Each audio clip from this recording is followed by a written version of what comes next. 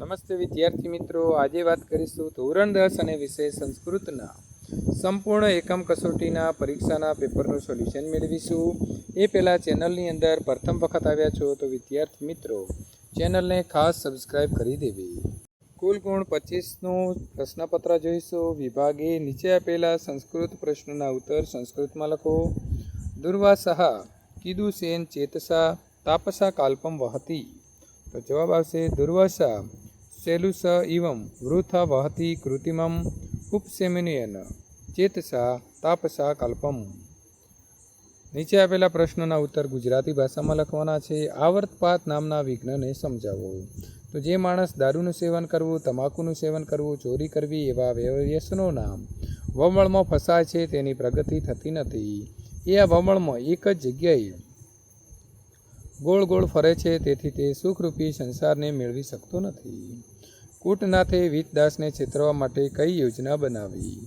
તો મહેમાનો આવવાના છે એવું બહાનું કાઢીને ફૂટનાશ વીતનાશ પાસેથી થોડા વાસણો લઈ ગયો. પછી વાસણો પાછા આપવા ત્યારે તેમાં વધારાના થોડા નાના નાના જે હતા તે મીટર ટુકડાના વાસણો હતા. ફૂટનાથે વીતનાશને કહ્યું કે તમારા વાસણોની પ્રકૃતિ થતાં વાસણો જે છે તે વધમાં પહોંચી છે. વીતદાસને પાસેથી બીજા વાસણો મેળવવા માટે ફૂટનાથે આ યોજના મેળવી એટલે કે બનાવી હતી.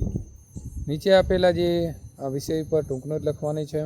સરોવર છોડવા અંગે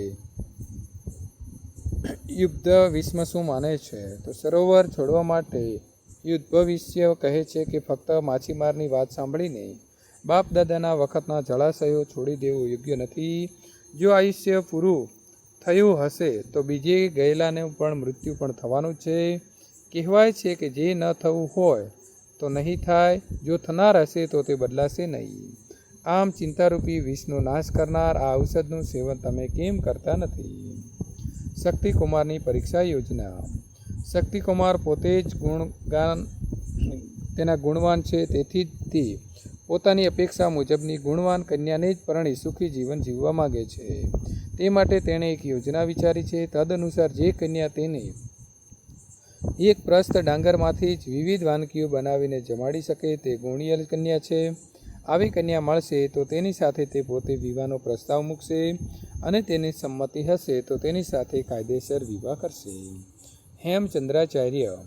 હેમચંદ્રાચાર્યનો જન્મ અમદાવાદ જિલ્લાના ધંધુકા ગામે વિક્રમ સંવત 1145માં થયો હતો. તેનું મૂળ નામ ચાંગદેવ હતું. 8મા વર્ષે તેમને દેવજ ચંદ્રસૂરી પાસે દીક્ષા આપવામાં આવી હતી અને તે વખતે તેનું નામ સોમચંદ્ર પાડવામાં આવ્યું હતું.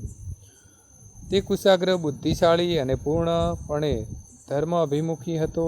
21મી વર્ષે તેમણે આચાર્ય પદેથી વિભૂષિત કરવામાં આવ્યા હતા. અનુવાદ કરો તો મિત્રો, અહીં પાઠશાલામ સમ મિત્રે ગચ્છ પાઠમ તથા પઠ એવમ સમાધિશત પુત્રમ તાતઃ પુત્ર હિતેરતઃ. તો એનો જોઈએ આપણે ભાવાર્થ.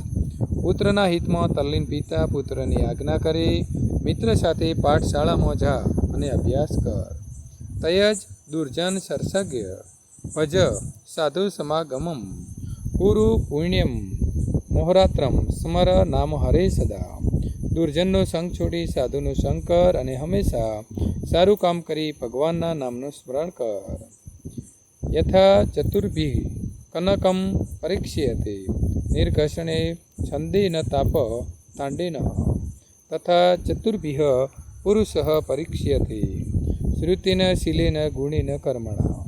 જેમ સોનાની પરીક્ષા 4 રીતે ઘસવાથી, કાપવાથી, તપવાથી અને ટીપવાથી થાય છે, તેમ માણસની પરીક્ષા જ્ઞાનથી, ચારિત્ર્યથી, ગુણોથી અને કર્મો અને કાર્યથી થાય છે. નીચે આપેલા સંસ્કૃત પ્રશ્નો જે છે તેના સંસ્કૃતમાં જવાબ લખો. કહ શોભરસિત ભવતુ ત્વયં દેશ ભારત શોભરહિત ભવતુ. ગતિસત્વમ ખાલી જગ્યા ભવાની તો આવશે તવમિકા. વિભાગ સી, નીચે આપેલા પ્રશ્નોના ગુજરાતી ભાષામાં તમારે જવાબ લખવાના છે. ઘટોત્કચ શકુનીને શી સલાહ આપે છે? તો ઘટોત્કચ શકુનીને સલાહ આપતા કહે છે કે હે શકુની, તું ઝૂકટાના પાસા છોડીને બાણથી યુદ્ધ કરવા યોગ્ય થા. કયા મનુષ્યની પશુમાં ગણના થાય છે? તો જે માણસ બુદ્ધિમાન હોય અને દુર્ઘટનાના અવાજથી ઘટના સ્થળથી દૂર નાસી જાય તો તે માણસ પશુ સમાન ગણાય છે. વિદ્યાર્થી મિત્રો, આ પ્રકારે બીજા વિષયના સોલ્યુશન મેળવવા માટે અહીં આપેલી એન્ડ સ્ક્રીન ઉપર ક્લિક કરીને સોલ્યુશન મેળવી શકો છો.